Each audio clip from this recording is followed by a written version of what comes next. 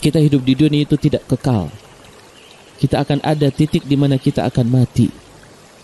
Dan anak kita juga akan berada dalam titik yang di mana dia juga akan mati. Dan tidak ada urutan yang baku. Ayah lebih dulu meninggal dari anaknya, enggak ada. Nas'alullah al-afiyah wassalamah. Bisa jadi si anak lebih dulu meninggal dari si ayah. Kalau kita tidak menyatukan persepsi kebahagiaan hakiki adalah sorga, kita juga akan berbeda pendapat di dalam mengkonsepkan kebahagiaan anak. Yang itu akan berefek perbedaan di dalam konsep pendidikan. Jadi intinya di situ, ya. Jamaah pendengar yang dimuliakan Allah, intinya di situ. Sudahkah kita persepsinya sama di dalam memaknai sebuah kebahagiaan, kesuksesan, ataukah belum?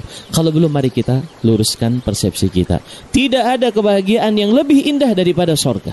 Seandainya di dunia kita menjadi orang yang terpandang, banyak duit, menjadi orang yang tersanjung, menjadi orang yang hidup dengan fasilitas yang lebih mewah, tetapi kita juga dijamin atau mendapatkan surga Allah Azza wa Jalla, alhamdulillah. Tetapi kita tidak boleh memalingkan keridhaan Allah walaupun dengan godaan gemerlap kehidupan dunia. Ya, jadi kebahagiaan yang hakiki para jamaah pendengar yang dimuliakan Allah adalah manakala nama kita disebut oleh Allah Azza wa Jalla untuk memilih dari pintu surga mana kita dipersilahkan untuk masuk. Apa yang kita banggakan? Kebahagiaan dunia. Dunia akan kita tinggal kalau kita sudah mati. Jabatan ada, pensiun. Nggak ada jabatan abadi.